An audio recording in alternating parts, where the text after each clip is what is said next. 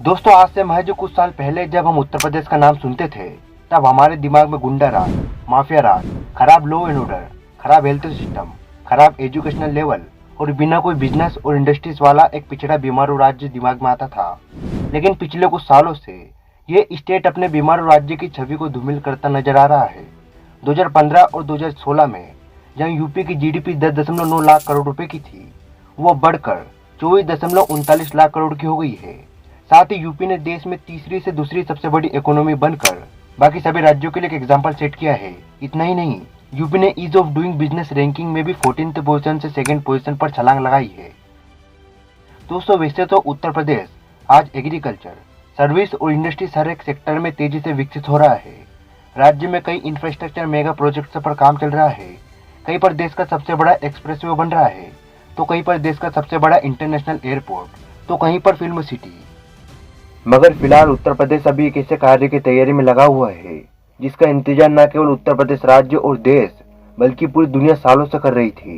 करीब 500 साल बाद 22 जनवरी 2024 को अयोध्या में भगवान श्री राम के राम मंदिर की प्राण प्रतिष्ठा होने जा रही है।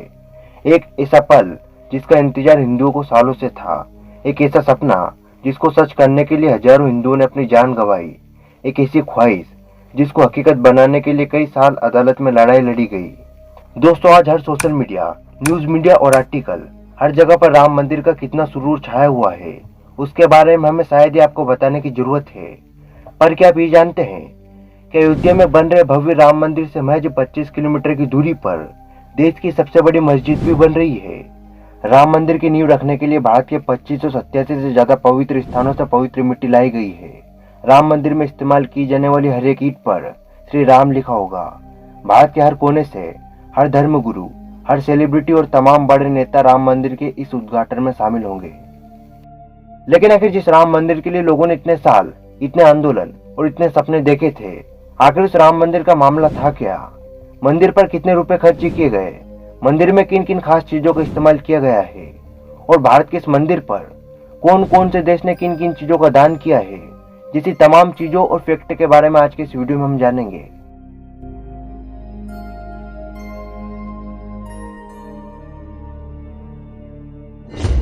वैसे मैं हर वीडियो में कहता तो नहीं हूँ, लेकिन इस वीडियो में आप सभी से एक रिक्वेस्ट है कि अगर आप भी भगवान श्री राम को सच्चे दिल से मानते हैं तो इस वीडियो को ज्यादा से ज्यादा शेयर और इस चैनल को सब्सक्राइब जरूर करना, और अगर इच्छा करे तो कमेंट में जय श्री राम जरूर लिखना। 5 अगस्त 2020। दोस्तों, राम मंदिर के इतिहास में 5 अगस्त 2020 का दिन सुनहरे अक्षरों में दर्ज हो गया। 1528 से लेकर 2020 यानी करीब 492 साल के इतिहास में कई मोड़ आए, कुछ मील के पत्थर भी पार किए गए। खासतौर पर 9 नवंबर 2019 का दिन, जब 5 जजों की संवैधानिक बेंच ने एक ऐतिहासिक फैसले को सुनाया। अयोध्या जमीन विवाद मामला देश के सबसे लंबे चलने वाले केस में एक रहा। 6 अगस्त 2019 सुप्रीम कोर्ट में अयोध्या मामले की रोजाना सुनवाई शुरू हुई। 16 अक्टूबर 2019 अयोध्या मामले की सुनवाई पूरी हुई। सुप्रीम कोर्ट ने फैसला सुरक्षित रखा। 9 नवंबर 2019 सुप्रीम कोर्ट के 5 जजों की बेंच ने राम मंदिर के पक्ष में फैसला सुनाया। 2.77 एकड़ विवादित जमीन हिंदू पक्ष को मिली। मस्जिद के लिए अलग 5 एकड़ जमीन मुहैया कराने के आदेश दिए गए। दोस्तों, अयोध्या में बन रहे इस भव्य राम मंदिर के कुछ ऐसी जानकारी और तथ्य भी हैं जिसके बारे में आपको पता होना चाहिए। दोस्तों, आपने कभी सोचा है कि अयोध्या में बन रहे इस सबसे बड़े मंदिर को आखिर किसने बनाया? तो दोस्तों, करोड़ों हिंदुओं के इस सपने को आकार दिया है गुजरात के चंद्रकांत सोमपुरा ने। दोस्तों, आपको बता दें कि चंद्रकांत सोमपुरा ने राम मंदिर का डिजाइन करीब 3 दशक पहले यानी 1981 में ही तैयार कर लिया था। सोमपुरा परिवार पिछले 15 पीढ़ी से मंदिर वास्तुकला का निर्माण कर रहे हैं। चंद्रकांत सोमपुरा के पिता प्रभाकर सोमपुरा ने गुजरात के प्रसिद्ध सोमनाथ मंदिर का डिजाइन तैयार किया था। चंद्रकांत सोमपुरा ने अपने बेटे के साथ मिलकर करीब 131 मंदिरों का डिजाइन तैयार किया है, जिसमें गांधीनगर में स्वामी नारायण मंदिर, पालनपुर में अम्बाजी मंदिर और लंदन में स्थित श्री अक्षरधाम पुरुषोत्तम स्वामी मंदिर जैसे कई अन्य मंदिर शामिल हैं। आश्चर्य की बात तो ये है कि चंद्रकांत स्वामी के पास कोई भी वास्तुकला के लिए कोई ऑफिशियल डिग्री नहीं है। उन्होंने जो कुछ भी सीखा है वो अपने पिताजी से ही सीखा है। दोस्तों, राम मंदिर की नींव रखने के लिए करीब 2587 से ज्यादा पवित्र स्थानों से पवित्र मिट्टी लाई गई है, जिसमें यमुनोत्री, हल्दी घाटी, झांसी का किला, बंगाल, केदारनाथ, बद्रीनाथ और गंगा जैसे पवित्र स्थान शामिल है। मंदिर की नींव रखने के लिए करीब 150 नदियों के पवित्र जल का इस्तेमाल किया गया है।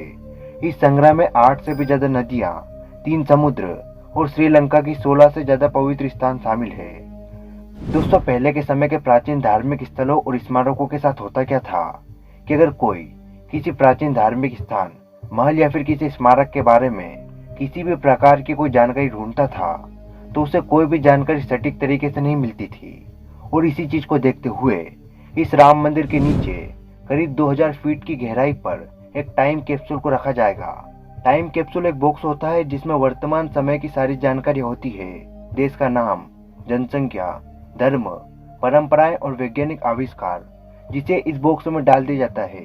और आखिर में इस कैप्सूल को कंक्रीट के आवरण में पैक कर जमीन में 2000 फीट नीचे गाड़ दिया जाता है, ताकि सैकड़ों हजारों साल बाद जब किसी और सभ्यता को ये कैप्सूल मिले तो वह जान सके कि प्राचीन काल में मनुष्य कैसे रहता था, कैसी भाषा बोलता था। दोस्तों, भगवान श्री राम का यह मंदिर अगले हजारों सालों तक तो पूरी मजबूती के साथ खड़ा रहने वाला है, क्योंकि इसके अंदर बिल्कुल भी लोहे या फिर स्टील का इस्तेमाल नहीं किया गया है। निर्माण के लिए केवल पत्थर, लकड़ी, सफेद सीमेंट और तांबे का इस्तेमाल हुआ है। इस मंदिर को बनाने में 1800 करोड़ रुपए खर्च किए गए हैं। इस मंदिर के लिए कई विचित्र और भव्य सामग्रियां और वस्तुओं का इस्तेमाल हुआ है, जैसे गुजरात से राम मंदिर के लिए दुनिया की सबसे बड़ी अगरबत्ती और 1100 किलो का दीपक खास तौर पर राम मंदिर के लिए लाया गया है। तमिलनाडु से मंदिर के लिए 600 किलो का घंटा और 2 सोने और चांदी की ईंट भेंट के रूप में मिली है। वही राजस्थान से मंदिर के लिए खास 600 किलो देसी घी रथ पर लाया गया है। इसके अलावा भी दोस्तों, भारत के अलग अलग हिस्सों और राज्यों से करोड़ों रुपए का दान राम मंदिर को मिला है। मगर दोस्तों, राजस्थान से राम मंदिर के लिए अब तक का सबसे ज्यादा 515 करोड़ रुपए का दान मिल चुका है। वहीं विदेशों में भी राम मंदिर के लिए बड़े पैमाने पर दान किया जा रहा है, जिसमें अमेरिका, कनाडा, थाईलैंड और ब्रिटेन सबसे आगे है। माना जा रहा है कि देश भर से 25 लाख परिवार और भारत के करोड़ों लोग इस पल का गवाह बनने अयोध्या पहुंचेंगे। इन लोगों के स्वागत के लिए अयोध्या का हर घर होटल बन चुका है। देश से अयोध्या के लिए 1000 ट्रेनें चलाई जा रही है। अयोध्या का नया एयरपोर्ट बनकर तैयार हो चुका है। अयोध्या का नया रेलवे स्टेशन यात्रियों के स्वागत के लिए तैयार खड़ा है। 22 जनवरी के दिन उत्तर प्रदेश में सभी शराब की दुकानें और स्कूल, कॉलेज आदि सभी बंद रहेंगे। इस दिन दोस्तों, पूरे देश में दिवाली जैसा ही माहौल होगा। घर घर दिए जलाए जाएंगे, मिठाइयाँ बांटी जाएंगी। इसलिए आपसे अनुरोध है कि जब आप अपने घर में भगवान श्री राम के नाम का एक दिया जलाएंगे तो उन तमाम भक्तों को भी जरूर याद करना जिन्होंने इस सपने को सच करने के लिए अपनी जान गंवाई थी। फिलहाल उम्मीद है दोस्तों आपको वीडियो पसंद आया होगा, और अगर आपको वीडियो पसंद आया है तो आपको क्या करना है वो आप अच्छी तरीके से जानते हो। फिलहाल आज के लिए बस इतना ही, फिर मिलते हैं किसी अगले वीडियो में। तब तक के लिए जय हिंद, जय भारत और जय श्री राम।